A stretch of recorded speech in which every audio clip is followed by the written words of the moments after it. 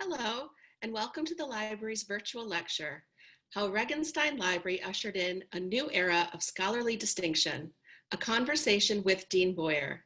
My name is Amber Cullen, and I am the library's Director of Development. Before we begin, I will make a few brief comments. I will then introduce Brenda Johnson, who will introduce our speakers. There will be 3 people speaking today, and you will hear my voice and our featured speakers. All other participants will be muted.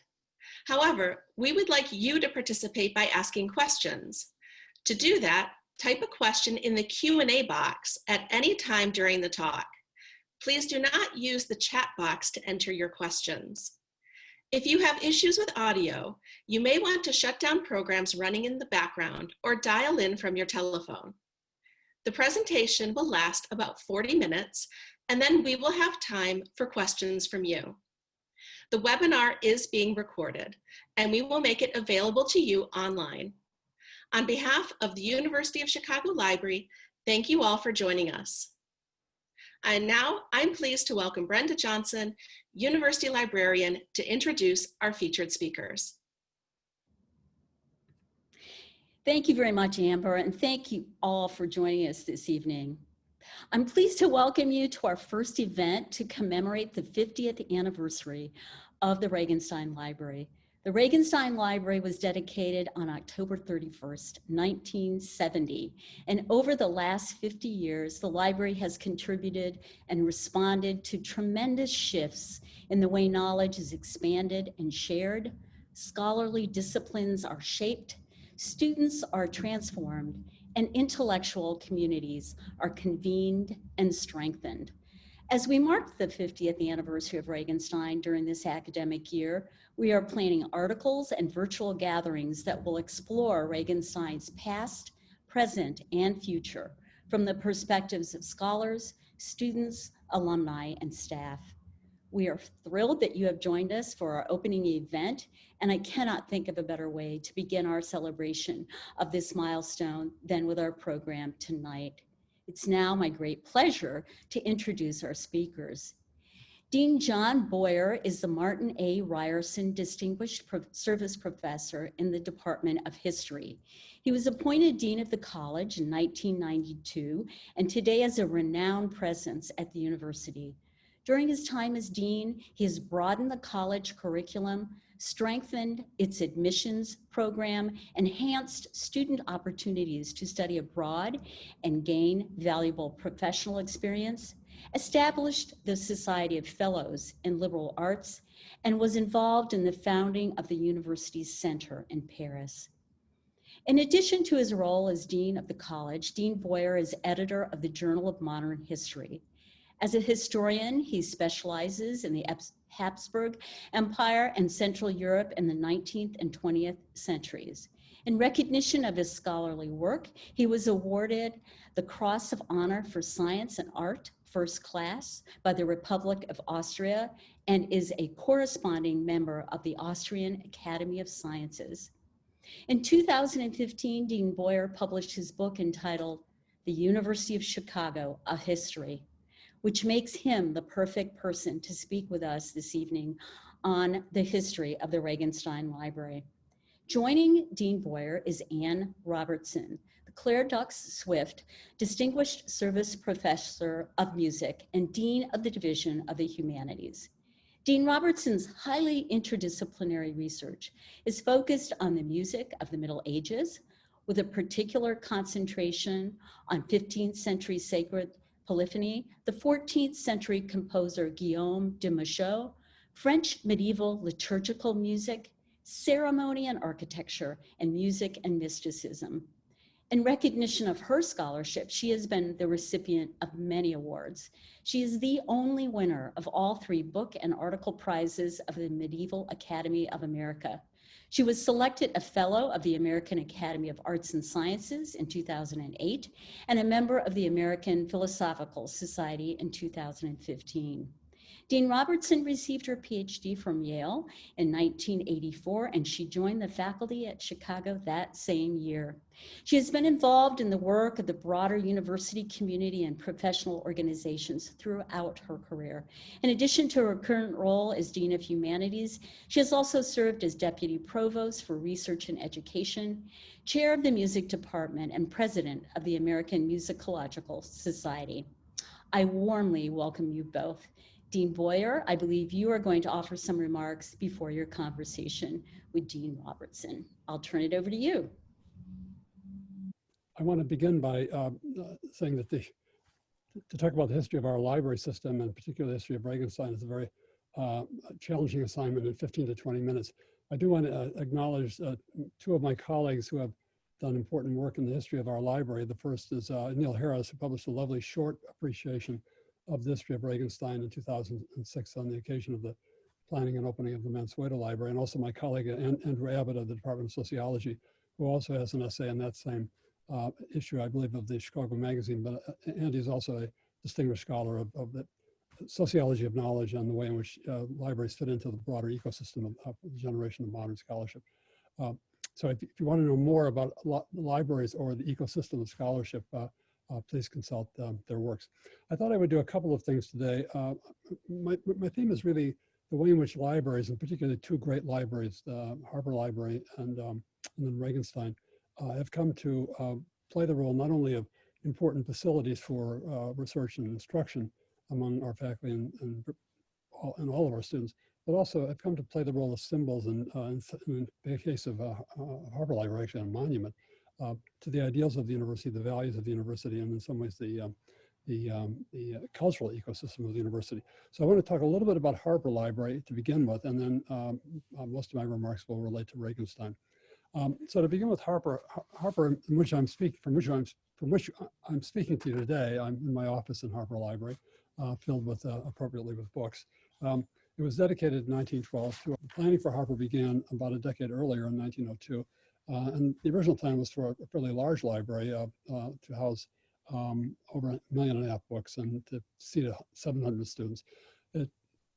Financial difficulties ensued, and when the Board of Trustees came to approve the construction of Harper right after William Rennie Harper's death, it was on a somewhat reduced scale and reduced scope, and ended up being built and opened between 1910 and 1912, really as a memorial to and a monument to Harper, as much as a scholarly resource for students and faculty.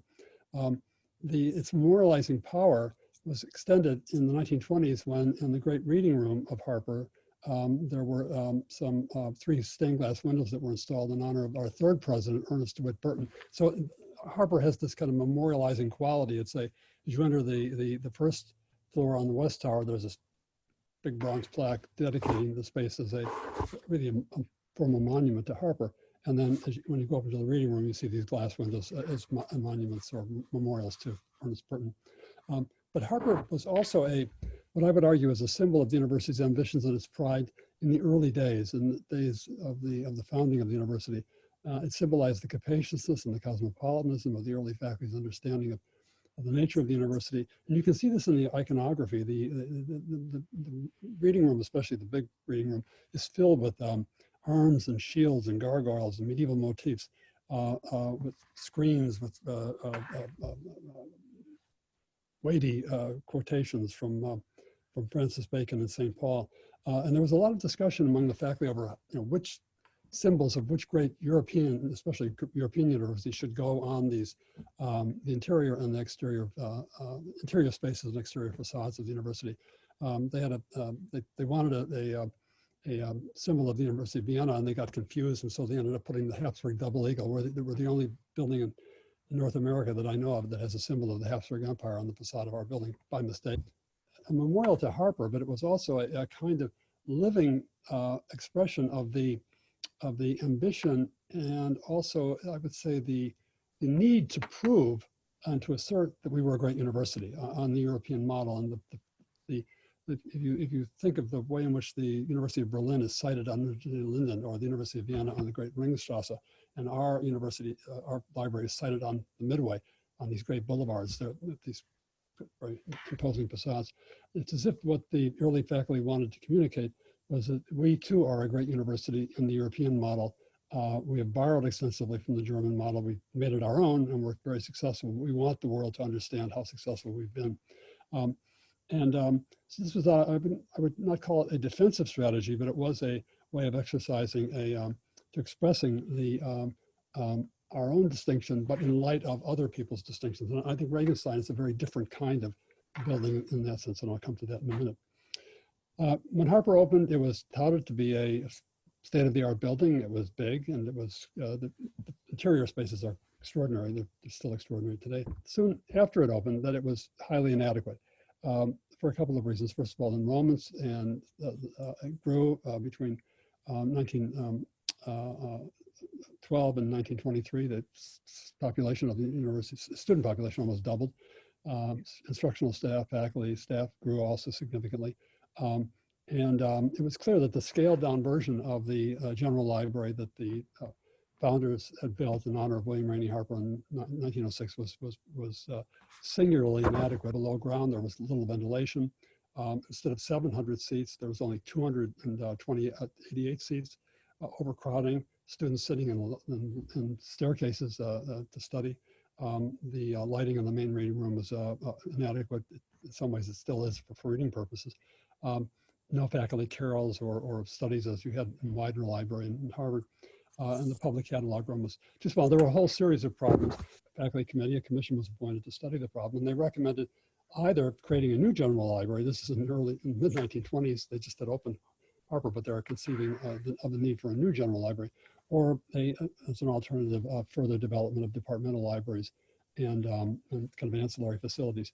The Depression came, World War II came, and basically nothing was done. And there was tinkering and adjustments, but nothing was done to really resolve the problem. And the faculty opinion as to what to do was rather all over the map. It's librarians, as Andy Abbott has indicated in his work, were generally in favor of centralizing the collections, as were the social science faculty, but there were other faculty, especially in the sciences, that liked their departmental libraries. And so there was a political problem as well as a design and financial problem. Long-standing, and I think he often felt somewhat long-suffering, Chief Librarian Herman Fuzzler was told by then President or Chancellor Larry Kempton, things were not going to get any better. And Kempton writes to a staff member in 1958, I just talked with Fuzzler and I told him that he's going to have to work on, I'm quoting now, the problem of dealing and living with Harper Library permanently. This is 1958. They're just going to have to live with it. And I have to say, in the 50s, the university was worried about other things, the neighborhood, the reconstruction of the neighborhood, significant loss and hemorrhaging of faculty, collapse of undergraduate enrollments, the college significantly really hemorrhages students over the course of the 50s. And so Kempton's position was understandable, but it did not stand. And in the early 1960s, George Beadle takes over as president, and I think more importantly, Edward Levy becomes the first provost of the university in the spring of 1962. And these two men, especially Levy, lead a complete kind of 180-degree turnaround in terms of planning for a new general library.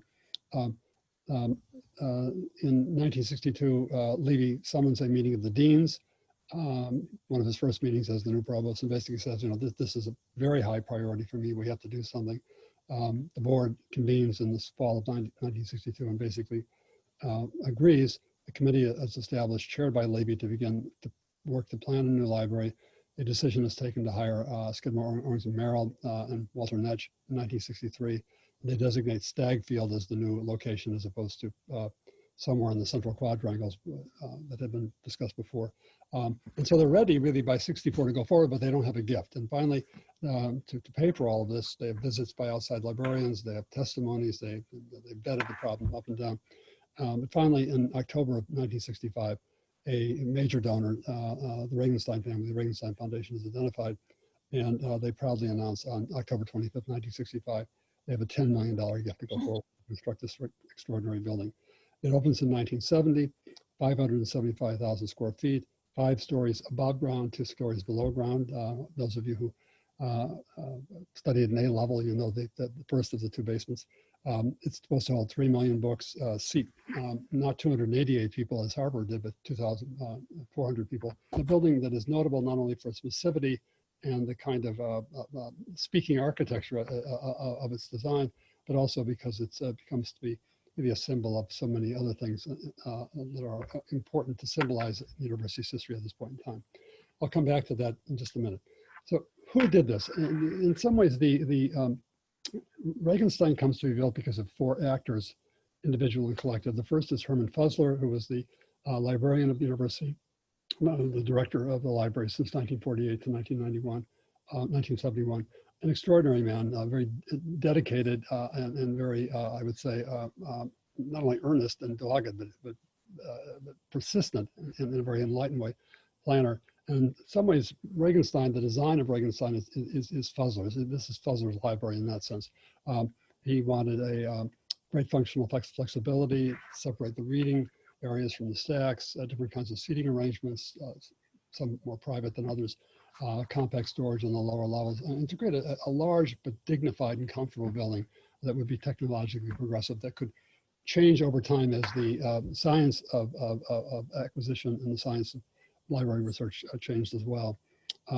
And this comes at a time when we're kind of in the last years of what's sometimes called the golden age of the expansion of American higher education after 1965. Robert Streeter, who was one of Ann's predecessors, many deans of the humanities removed, in making the case statement for a donor for the library, writes to Levy, saying, you know, we ought to emphasize the fact that there are lots of doctoral students, and there are going to be more doctoral students because there are a lot of jobs. Colleges are hiring people, and dissertations are being written, and we can look forward to a time in which the PhD degree will become ever more present, and time to degree will become faster. And so we need a library that will enable all of these different facets of this revolution in higher and graduate education. This revolution did not come. We know what happened in the later 1970s, the kind of bubble burst on academic hiring. And but they didn't know that in the 1960s. And so in some ways, Regenstein is a kind of child of the last stage of what one could call the golden age of the expansion of American higher education between 1945 and 1970. So Fuzzler embraced these ideas, and so he is in some ways the first of the founders. The second of the founders was Edward Levy, a graduate of the college and of the law school, and a very successful dean of law school in the 50s. It's really Levy who single-handedly, against Lawrence Kimpton's wishes, is able to build the Laird Bell quadrangle in 1958. And so Levy was also a builder in the sense that he really understood the importance of not only the functional but the symbolic importance of architecture as a way of renewing university. Levy viewed the library as key to the reconstruction or the rebirth of the university after the very hard times that we endured in the 1950s. And he was able to sell the faculty on this idea of a library as a kind of motor for the re-emergence of the university as a great university among all of the other projects that one could do. And, you know, why spend money on a library? Why not on science buildings? Well, science buildings are very important, but Levy kept, no, we have to do the general library. The third actor is obviously the Regenstein family. Levy was close friends with a man by the name of Ben Heinemann. Heinemann was the chairman of Northwest Industries, kind of a railroad guy, a business guy, but a lawyer, a very distinguished attorney. And Heinemann was a friend of Joseph Regenstein. And so there's a connection there, as often happens with philanthropy. And the Regenstein family, and they had tried many other different families and foundations and individuals across the country. The Crowns, the Cummings, the Vining Davis, the Henry Ford, the Kresge Foundation. I've got a long list here of people saying, well, thank you very much, but I don't think I want to support that. And then finally, the Regensteins agree in October of 1965 to support it with a major gift, as I said, of $10 million. So they are the kind of the third actor who contributes. And then finally, in my judgment, probably the most important and not well known, and that is the Ford Foundation. Because what Levy did as provost was develop an extraordinary plan for the reconstruction, the intellectual reconstruction of the university. and goes to the Ford Foundation under a special program that Ford had elaborated in the 1960s called the Special Education Initiative, and is able to secure, on the basis of an enormous planning effort, and the planning for the Central Library is part of this general planning effort, a $25 million gift, the matching gift, and that comes 3 days after George Beadle and Edward Levy meet with the Regenstein family to solicit the library gift. They end up with this being notified by the Ford Foundation that they have this $25 million. Beadle then phones the Regensteins, and Beadle then later reports to McGeorge Bundy at the Ford Foundation, your gift from Ford was key to the Regensteins' decision to support our program for a new library. Why did Ford give this money? But we were in danger of not becoming a distinguished place. And one of the Ford staffers says, there's some question as to whether Chicago still belongs among the few great private universities of international renown. It's only now beginning to emerge from a series of financial and economic crises extended back over 2 decades. It was once and may well be again one of the world's great universities. This is the Ford Foundation evaluating the University of Chicago in 1965. For Edward Levy, this library becomes to symbolize the ambition, the intent, the will of the university, not to allow that to happen, but rather to restore the luster of the pre-World War II era to the university. And so in some ways, Regenstein is a memorial. It's a memorial not to a single man, because as I said, a number of different people contribute to its construction, but it's a memorial to this, to a new conception of the university, not a kind of pseudo great European library, but rather in some ways a declaration of the hegemony of American learning, graduate training in social science and humanistic research after the afterglow of the Cold War. My colleague Andrew Abbott has written a wonderful essay that he published a few years ago that World War II not only confirmed the hegemony of American scholarship and of English as the language of scholarship, but it also produced an explosion in American higher education. And Regenstein is the premier poster child of this explosion of the hegemony of American higher education. Growing levels of confidence and growing levels of graduate education. It was originally called the Graduate Research Library, even though the undergraduates soon ran in the building and were never ran out again. I mean, it's extremely popular with our undergraduates as well. But it was a symbol of a time in which graduate education was seen to be getting ever bigger, ever more ambitious, and ever more plentiful in terms of the supply of doctorates. And that passed because he saw Regenstein, the building itself and the books in the building, as exemplifying a conception of the university he called as the place of the critical spirit. The power of this institution, he writes a few months before the Regenstein gift, the power of this institution because of its restless critical spirit, its hospitality to many cultures, the supremacy which it gives to the intellectual disciplines, the recognition it asks for excellence. This compels a unity among us. And for Levy, in some ways, Regenstein was a symbol of this unity, bringing together all of the books, or many of the books, and many of the researchers from across the university into this one great edifice. But it was also exemplified not only the kind of hothouse, intense intellectual culture, but it also, I think, reinforced the idea of academic freedom. An idea which was timely in the 1960s and perhaps even more timely today. And Levy alludes to this when he says at the announcement of the Regenstein gift in 1965, he comments that the Regenstein have put their faith in the power of ideas which will be here when we are all gone. 2 years later, he argues that through knowledge, there will be the substitution of freedom for force in the government of men. And this library will contribute to the liberation of the mind, the understanding of civility, the exaltation of the spirit. In some ways, in Levy's mind, the idea was that a library it's true, it's a fantastic research resource. It's filled with millions of books.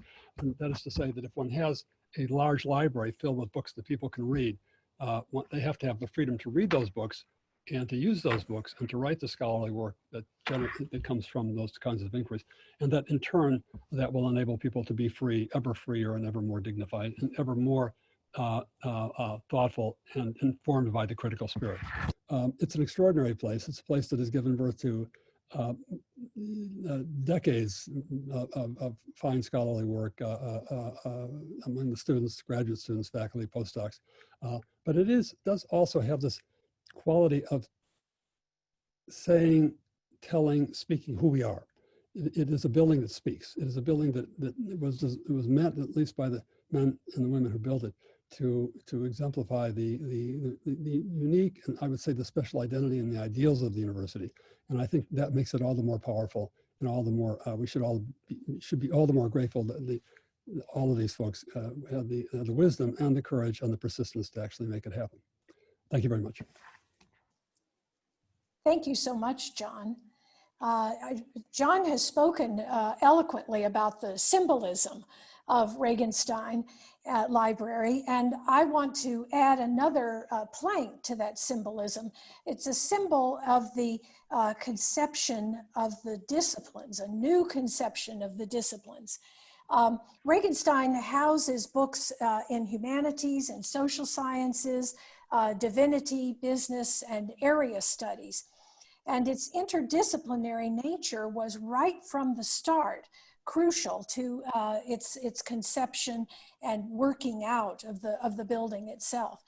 And the best way to think about this is that if we compare it with other libraries of our peer institutions, so many of these libraries which are older.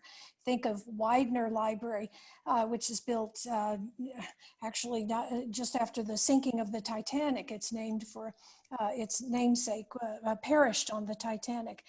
So right around 1913. And then Sterling Library at Yale, built in the 30s. The Regenstein comes about, the planning, in the mid-60s, and then comes to fruition around 1970. And this is a time when humanists were beginning a crucial reorientation toward interdisciplinary research. And this was a characteristic, of course, of the University of Chicago from the days of its foundation, in part because it's a university that's considerably younger. It didn't start out as a building where there's a divinity school where people learn to preach and other buildings. It was built on a linked quadrangle model. And the idea was that scholars would be able to talk to one another across departments and across divisions, something that was evident then in the very construction, the very bricks and mortar, if you will, of the central campus. And the ability to pull together the threads of research from different disciplines without leaving the building of the library was convenient, to be sure, but it was also reflective, as the founders said, of the lasting direction toward humanistic research writ large that scholarship was taking. And it's certainly impressive that in the conception of Regenstein as a research library for the humanities and social sciences, the planners all the way through the planning documents keep reminding themselves that the drawings that they were making needed to reflect intellectual considerations first and foremost, and operational considerations next. So how does this happen? Well, I think you feel it when you walk into the Regenstein.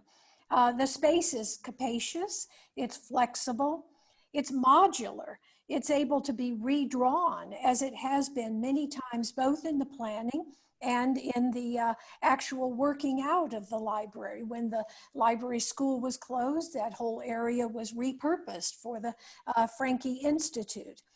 And it allows for browsing access in the book stacks. It's so important. And all of this is something like the multi-directional workings of the human mind. At least I've always felt that. And I think the founders felt that too, because they kept reminding themselves that it was the intellectual considerations first.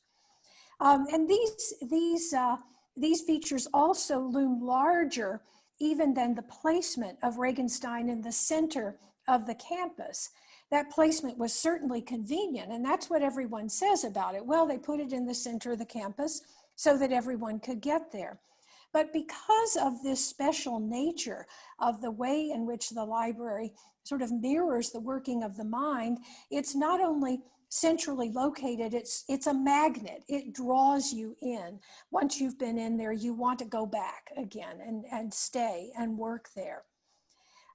In the same way, Regenstein also solved a practical problem of storage, certainly, but more important, it stood as a model for the dynamic flow and retrieval of information. It was always has been on the cutting edge of the newest kinds of information retrieval. And I think it was quite telling that when Edward Levy laid the cornerstone for Regenstein in 1968, here he was, the first provost of the university, actually, and a law professor. And yet he talked about the, the humanistic aspect of Regenstein. He said, I cannot imagine an event in the history of the University of Chicago which is more important than this one. We live in a time which needs to find itself. It cannot find itself unless it looks back to the roots of its history through the humanistic study, to its culture, its tradition.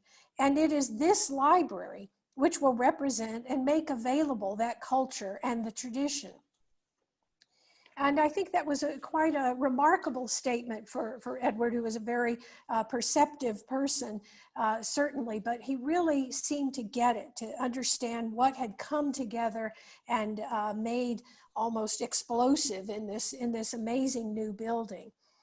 And in such an environment where the disciplines speak to one another, new and interesting hybrid disciplines have taken root at the university. So for example, I think of the two new areas that have come into the humanities division in the last 30 years. For example, cinema and media studies, which brings together areas such as art, culture, politics, and entertainment, and ethnomusicology, which allies such fields as musicology and anthropology. These kinds of creations arose in part because of the inspiration that is the Regenstein Library. And any young scholar or student or professor or postdoc who walks in for the first time feels this synergy and this energy too in the place. The first time one walks up to the stacks and tries to go to your own area of research, you find yourself walking by 2 or 3 other areas and saying to yourself, wait a minute, I do work on medieval music, but here's the art history I just passed by, and I need that so I can study my Gothic cathedrals. And here is the theology section that I just walked by on my left, and I need that too.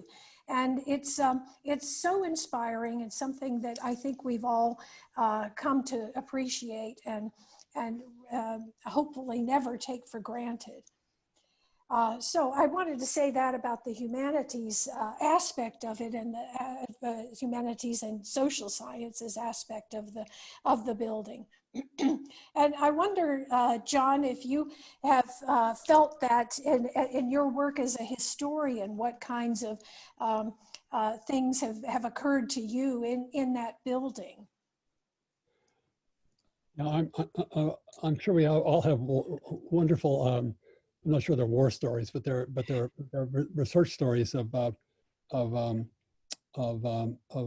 prowling the stacks. One of my former teachers at Chicago, Professor Donald Locke, who wrote these big books on Asia and the Making of Europe. I remember him saying once that, there are only 5 or 6 really great university libraries in the country. And he defined a great university library as you can go in and find one book that would then you pick it up and then, oh, I need to find another book and a different subject area. And then you can go from one to another, and you don't have to go to your library alone until like the 11th book. In other words, there's a kind of both ease of access, but also depth of collection richness. And I've always agreed. I thought that Locke was exactly right. This Regenstein has that quality about it, and I think what you're arguing is that the ease with which one can access these books is really quite remarkable. One of the things that never fails to amaze me is we have a lot of visitors to Regenstein. Andy Abbott has made this point in some of the things he's written, that that the Regenstein is kind of a mecca for scholars outside the University of Chicago community. People come here to use it from the region and from across the country. And European scholars, especially, who are used to in their home universities, even great universities, like Göttingen or Vienna or Berlin, they have to order the book and wait maybe a day till the book comes, and maybe it's not there. And they're amazed at the accessibility. And I've had visitors, you have to go into the stacks and pry them out. No, excuse me, it's time for you to give your talk now, or wouldn't you like to go out for dinner and eat something? No, do I have to leave now? How late are you open? Well, it really is time to go. And because they've never seen anything like this before. It's something we become used to. I would hope we wouldn't take it for granted, but it's important to remember so we don't take it for granted. Indeed, the Mansueto Library, to slight vector off, even though it's you have to let the robots get the book, it comes in 5 minutes. It's not something of waiting for a whole day. This kind of interconnection of scholarly activity, especially for, I think, in the social sciences, is particularly important for people doing, like, writing about cities as I do. So, the economics of cities, sociology of cities, urban planning, demography. You're kind of all running up. You get your exercise running up and down the various floors of Regenstein, and the collections are accessible. And there's also a great depth of collections.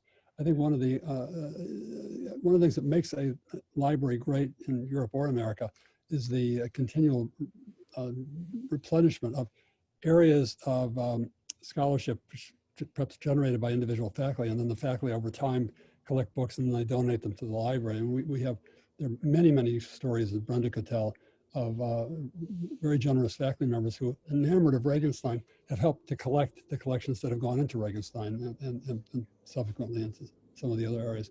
And we're not unique in that respect, but I think we're rather unique, and certainly the loyalty that the faculty have carry for and the concern that they manifest about the library has always been both reassuring, and I think again part of this larger sense of it represents who we are.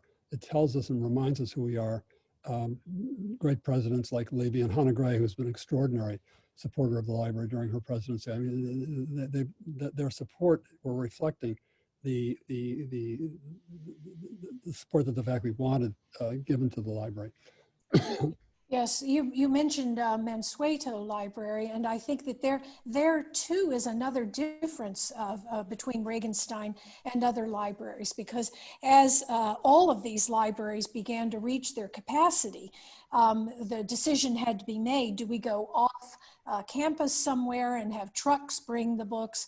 And it was really very rare. It was a rare decision that was made here to take that little plot of land just to the west of the Regenstein building and to dig deep into the ground and house the lesser used books in a more compact kind of way. I like to think of that decision as being a truly University of Chicago decision, something to say that Chicago is the place where the library is just too big. It's a compliment. It can't be hidden away in some warehouse in southern, Right. whatever. I'm not going to mention which state that would be hidden away. But yes. That's right. No, because it's some of our other peer libraries, it takes the California system takes a day or two to get something. And as you said, I always thought it takes 3 minutes to retrieve a book, but maybe you're right. It's 5 minutes. Books I use are very thick books, but maybe it's 4 minutes. I don't know. Well, I've noticed that it takes me no longer than it takes me to walk from wherever I am in Regenstein over to the Mansueto desk. The book is there when I get to the desk.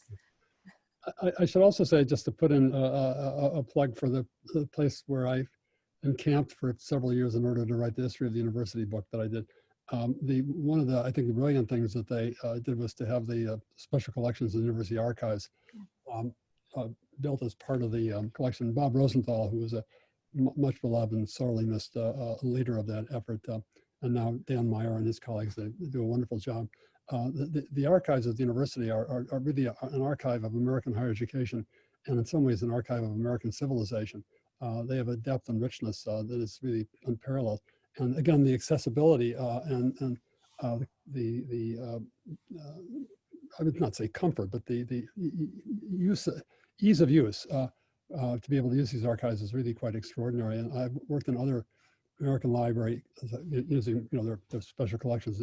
Ours are far superior, both in the kind of compass of the collections, but also in terms of the accessibility and I would say the breadth of collections that we have available to us.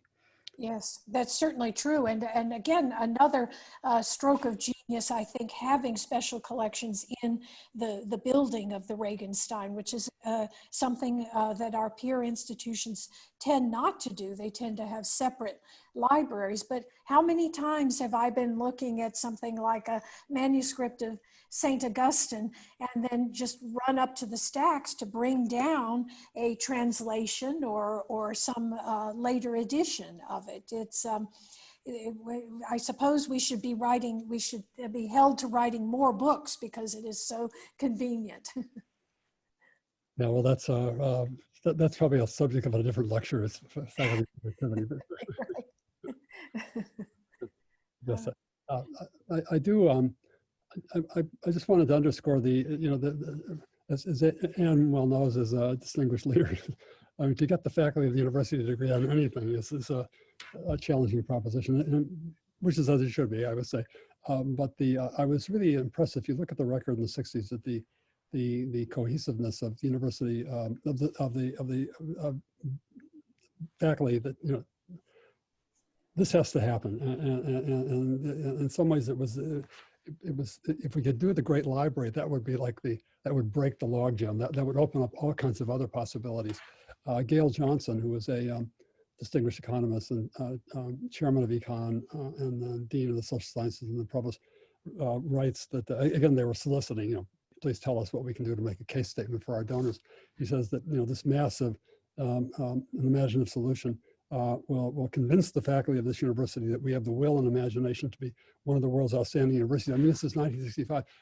We are. You say, well, why is he saying things like that? We are. Well, again, they were coming out of the Depression, World War II, the troubles of the 1950s, the Ford Foundation people saying, well, this once was and maybe will again be a great university. I mean, this is pretty astonishing. And what Johnson, who was a very perceptive and shrewd guy, building this building will be a sign of confidence and hope, and also it will inspire us to be the very best of who we are, because we can't make it just trying to copy other universities. We were founded to be a not only distinguished, but distinctive place in 1890. Let's renew that distinctiveness through what Levy called the critical spirit. And I think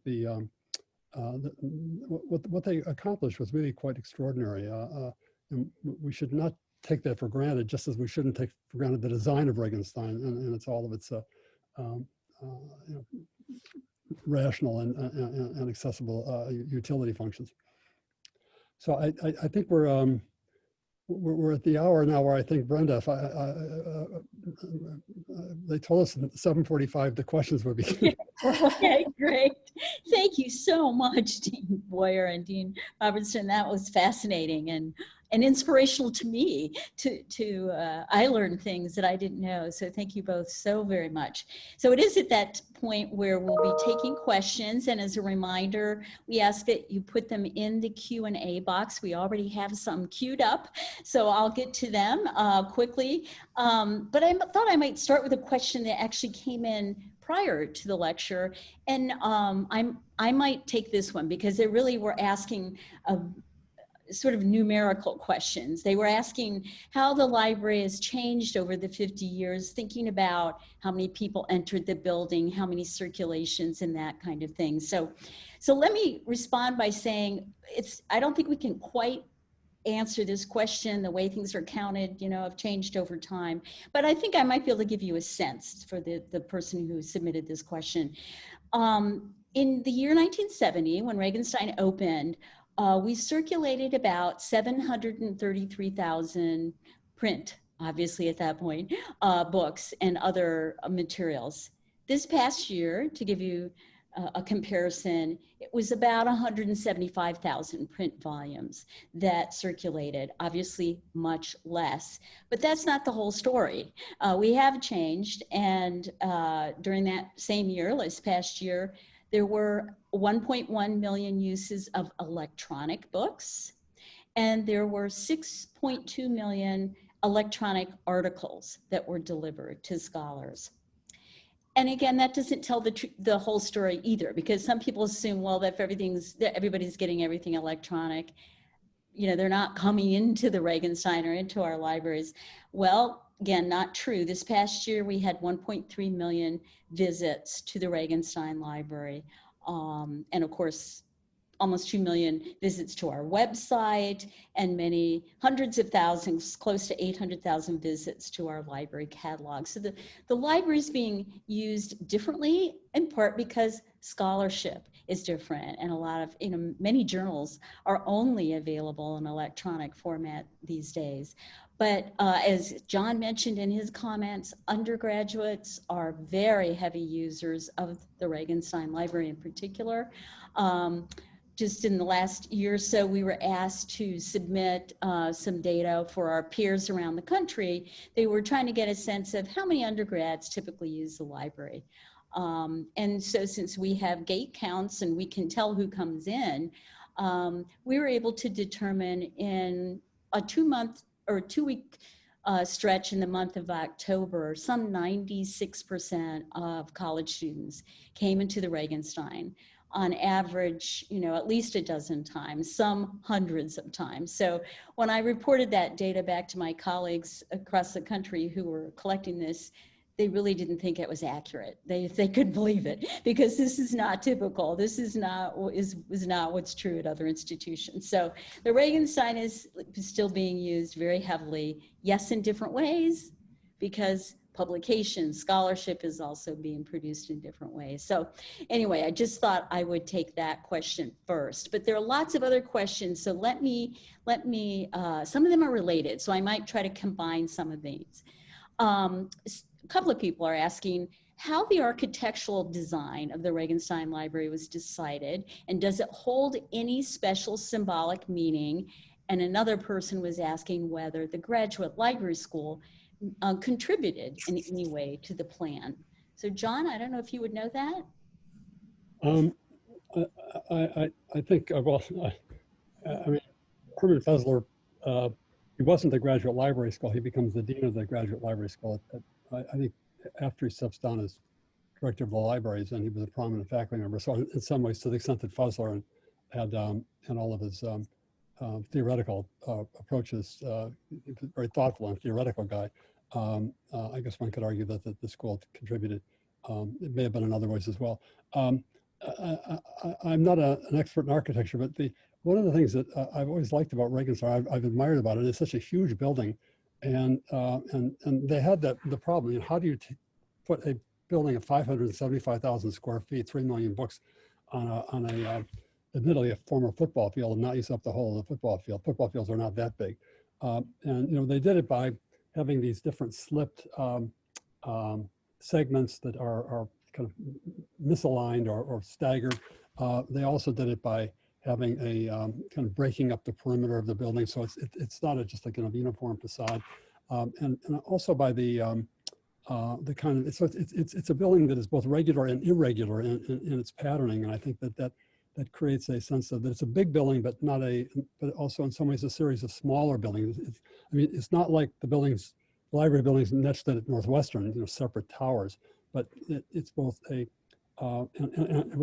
Fuzzler was very much against. He wanted one building, and so did Levy, because the idea of one university. I think the exterior walls with the grooved limestone, they provide texture that again break up the massivity. And then the landscaping contributes a great deal, which so if you look at the building now as opposed to when it was first opened, it looks somewhat different, because especially in the summer when you have all this lush landscaping. I think Netsch was a brilliant architect. As often happens, these designs go through iterations and various versions, and Netsch and there were other folks from SOM who were working with him, they would bring in sketches and designs, and then Fuzzler and Levy and others, there were a lot of faculty involved, well, could you do this? And then they go back, and so it was an iterative process.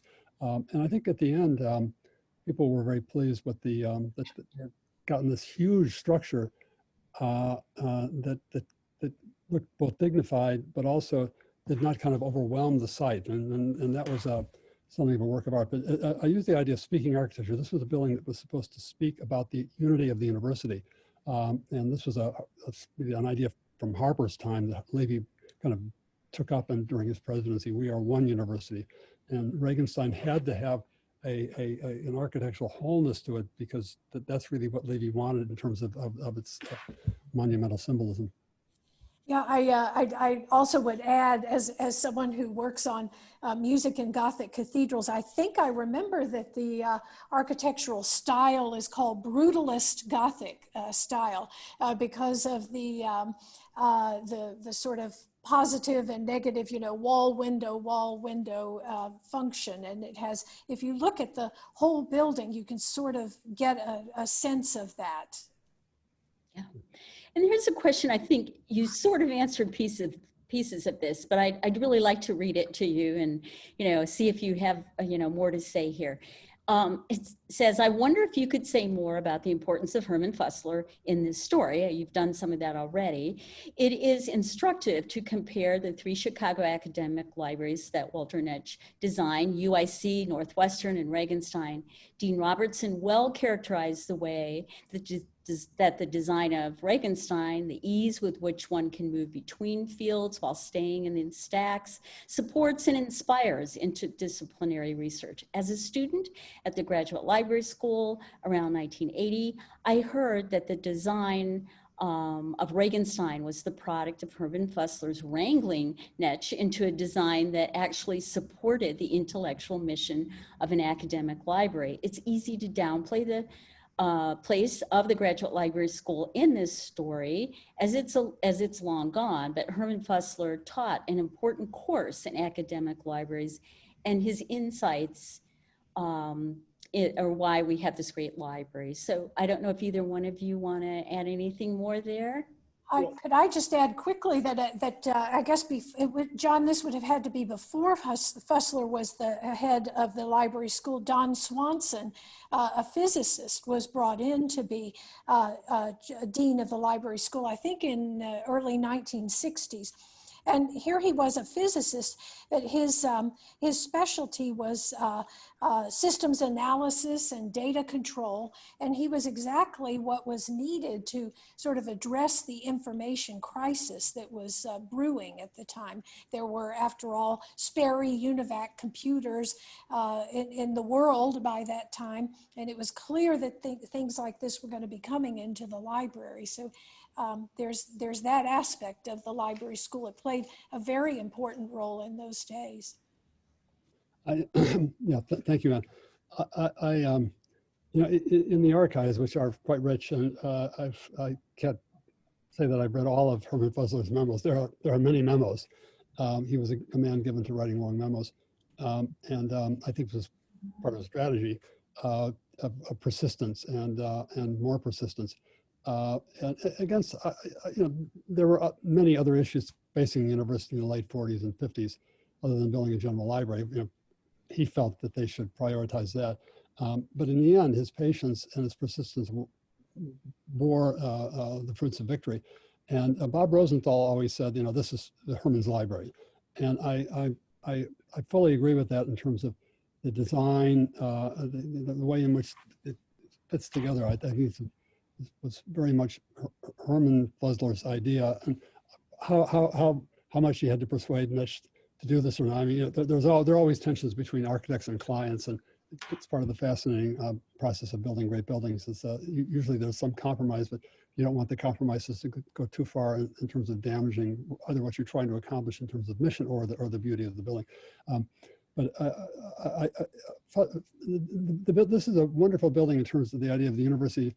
It wouldn't have been built without Fuzzler. I don't think it would have been built without George Beadle or Edward Levy. And it certainly wouldn't have been built without the Regensteins and Ben Heinemann. And in a strange way, it wouldn't have been built without Henry Ford. It all had to come together, and it did quite marvelously. And as we know, things don't always come together in our own lives or in the lives of institutions, but in this time it did. And it was a great victory. And the faculty were enormously pleased. And Fuzzler is, I mean, there's a plaque, quite deserved, a big plaque in Regenstein to his memory and his honor. And I think that's one of the, certainly the most deserved plaques that are affixed to any university wall because he did contribute extraordinary efforts to the design of the building. Okay, great. Here's another one. My understanding is that until recently, the organization of the collections in Regenstein reflected a transplantation of departmental libraries that were absorbed into the new central library instead of being organized as it is now, according to, quote, pure cataloging order. It was clustered to try to preserve older research cultures. I'm curious to know if Dean Boyer has some insights to share about the evolution of disciplinary sociality, quotes for that, around that Regenstein has witnessed over this half century. Well, I'm speaking now not as a administrator or but as kind of a historian of the Habsburg Empire. This is the DB collection. I have to admit, whenever I visit any other university library, I always go and look at the DB section to find out where I would say certainly in North American continent, with one exception, there's this little school in Cambridge, Massachusetts that I don't need to mention. We have the finest collection of Habsburg history in the United States. I'm not sure that the collection has changed organizationally because we still have a huge history section. It's moved floors and so forth. What I do think has happened is the faculty studies have played an enormous role in a lot of important books written in those studies, and the accessibility of the studies to the stacks has been, you have to walk a couple of hundred yards to get from one to another, has been very important. But the library is also replete with seminar rooms, now with the Franke Institute. So it's actually become in some ways a kind of institute for advanced study for humanistic and social science research for people not only doing digital work and not only obtaining physical objects from the stacks, aka books, but it's also become a place of discursive exchange and intellectual development and also a study space. I mean, you mentioned the undergraduates, Brenda. There's a reason why the undergraduates go in there. One can make jokes. We don't have a student union. Regenstein is our student union. It's not the worst thing in the world to have an undergraduate population that views a great library as a kind of a place to hang out. But they don't. They go in there to study and to use the materials. And so I'm not sure that the functionality of the various elements of the library has changed all that much. Although the way in which you physically ally them and distribute them has changed. I'm not sure that it's answering the question, but that's it. As long as the DB section continues to be big and rich. Yeah, you're good. Right. Okay. Awesome. All right. Okay. So again, I'm trying to cluster some of these questions a little bit together, as I think they lend themselves to that.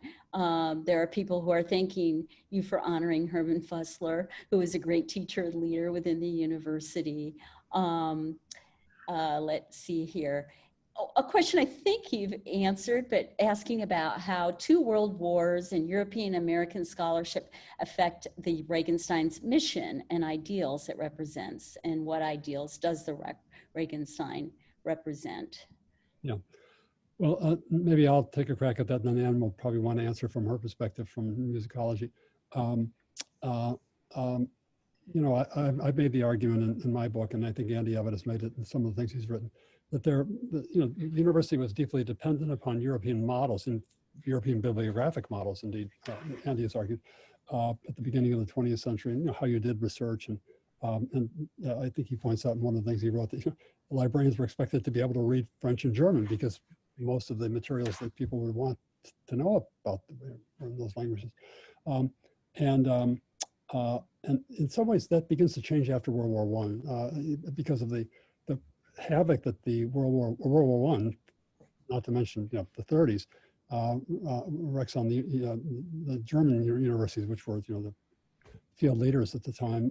In some ways, American graduate education, American research begins to come into its own. And rather than our faculties wanting to go there, their faculties want to come across the Atlantic in this direction. And so you already begin to have this, I'm not going to say, Americanization of research, because that would be ridiculous. That there's still an extraordinary research being done in Europe by Europeans. But a creation of kind of a global community. And then after World War II, with the Cold War, the Marshall Plan, the so-called Americanization of Europe, which was is an exaggeration we know now, but still there's something there. The Regenstein does become a kind of, I think it's a genuinely American library. It's not like we're looking over our shoulder trying to prove who we are to the Europeans. Quite frankly, the Europeans would like to come and work in our library. And I think that this was bound to happen given the evolution of the two continents and two systems. And I think in that sense, Regenstein is it's a great example of a system of higher education, because we become a system of higher education over the course of the 20th century, evolving, having away from its roots from the American colonial colleges and trying to mimic or copycat the German and Austrian universities into something that is of itself and unto itself. And Regenstein is an extraordinary symbol of that, it seems to me.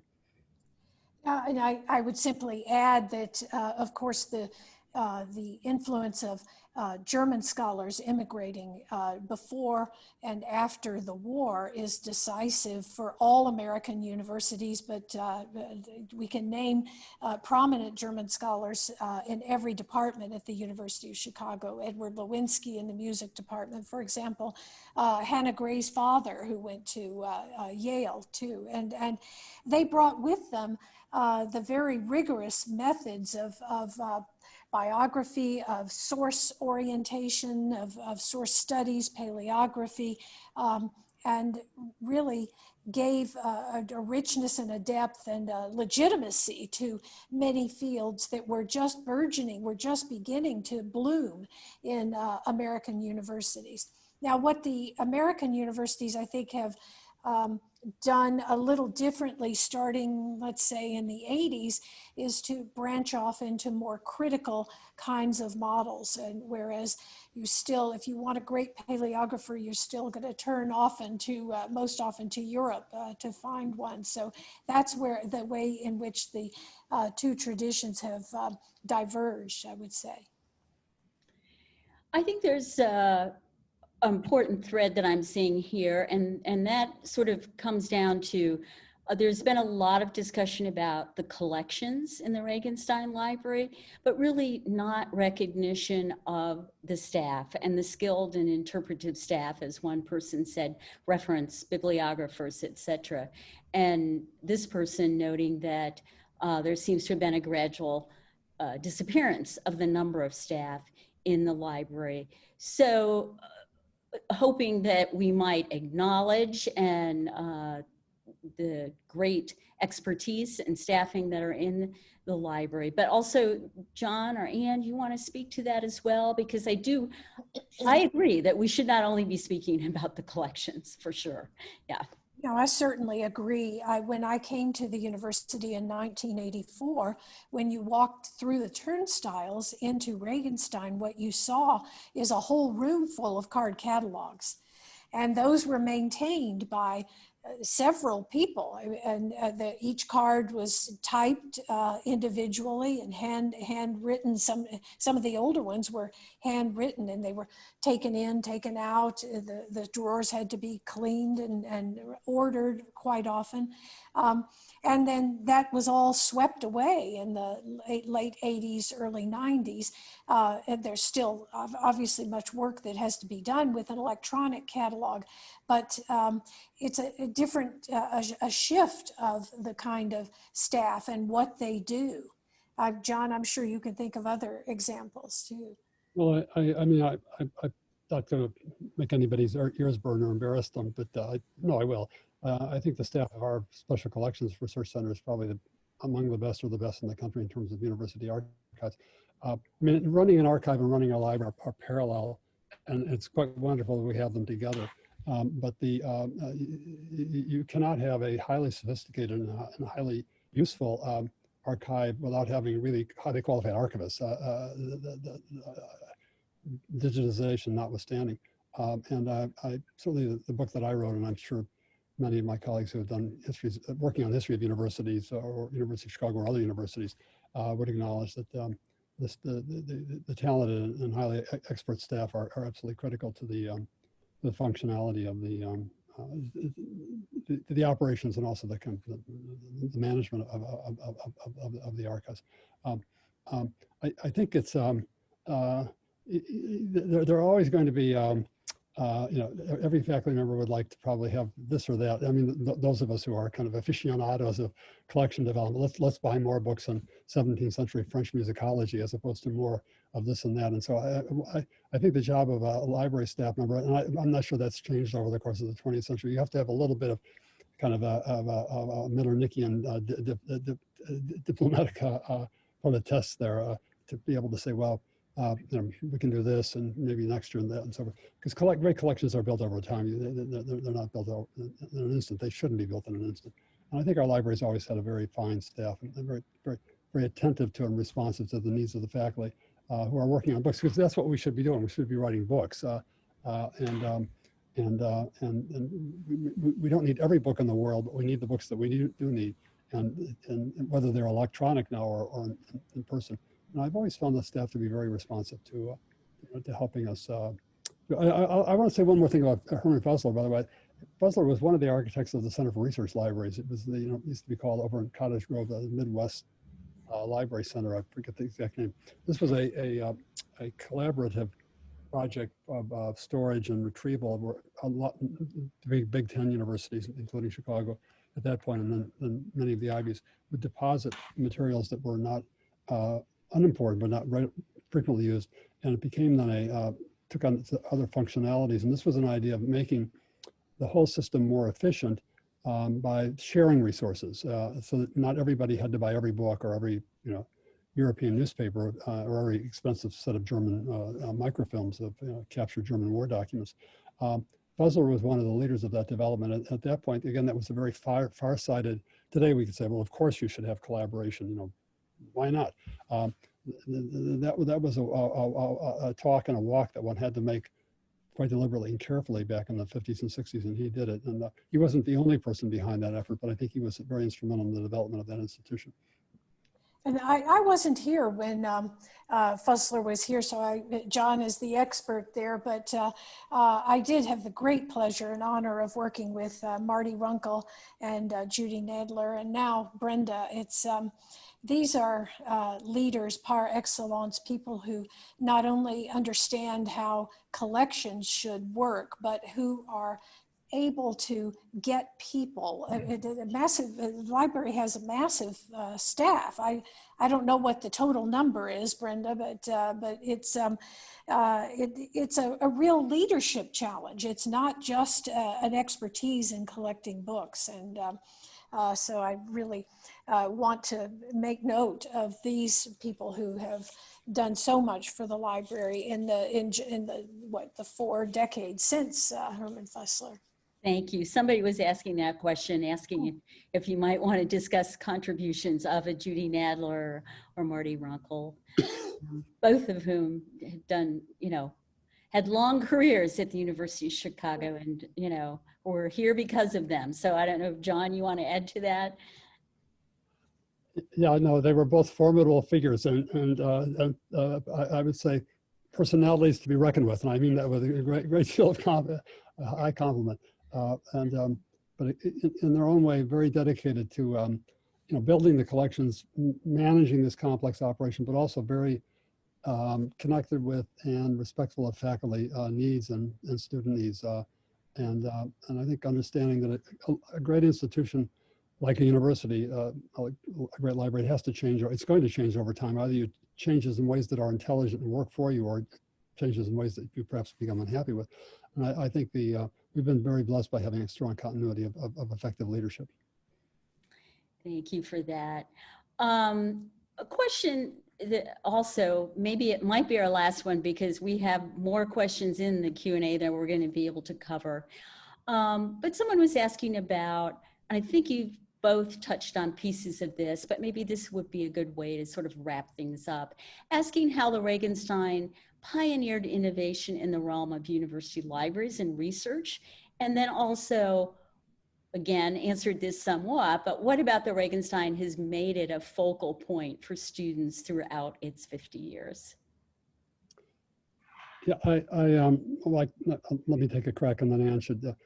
I think, it was designed explicitly to be a graduate research library for the reasons I've articulated. In the 60s, it seemed as if we were going to have onward and onward ever more PhDs, and they were all going to have, shorter and shorter times to degree. There were all of these. The Ford Foundation was actually investing in that kind of project as well. It didn't work out quite the way that those folks thought it was going to work out in the 70s and 80s. But the library was built with this idea of this enormous graduate enterprise. It's not that they forbade undergraduates from entering in. I mean, undergraduates, as far as I could tell, they opened the doors and the college kids ran in the building. But Andy Abbott's essay on from 1906, 2006, and the London Magazine does a very good job of parsing out the functionality that the library provides to doctoral students and to master's students and undergraduates. There are some undergraduates that are engaged in advanced research projects, and that's fine. A lot of the other students are using it as a place to study and to consult reference works and so forth. And I think that the multifunctionality is fine. I think that, I'm not sure that Fuzzler imagined that, but I think he would have been very comfortable with it. And certainly Levy, the idea of what you just said about having an undergraduate population, which is in your library a lot. This is something which I think would have been, Levy would have, in the way in which he would sometimes smile with a little bit of irony, I think he would be absolutely delighted by that. Yeah, thanks. Anne, you want to say anything more about the ways that Regenstein has been innovated? You talked so eloquently about the interdisciplinary nature of it. Anything else you want to add?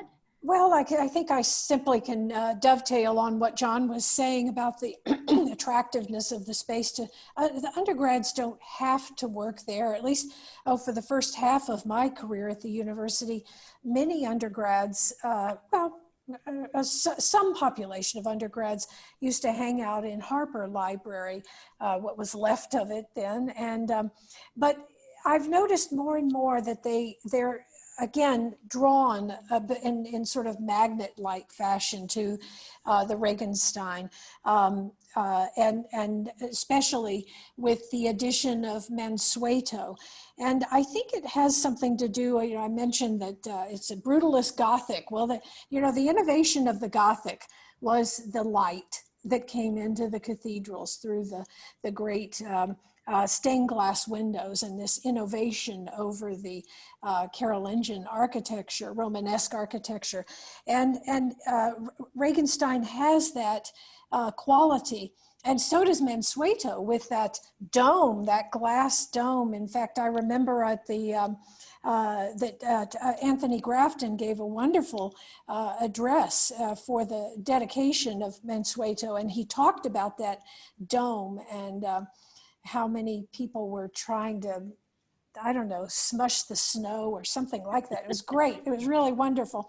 And I do think that there is something about light and it's more of an affective thing I'm trying to get at here, but the notion of light as an illumination of wisdom, or helping people get into the bottom of things, that it's such an attractive place, much more so again than those older libraries at many of our peer institutions, which is why a lot of our peer institutions built undergrad libraries which were more friendly to use, but they don't have to do that here. The kids love Regenstein.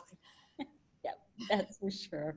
Well, thank you both so much. It's just a fascinating look at the history of the Regenstein Library. And I want to thank all of you who joined us today and tonight, I should say. And as we have more events throughout this year to commemorate the 50th anniversary of the Regenstein, we hope you'll join us for others as well. So thank you all, and have a good evening. Good night.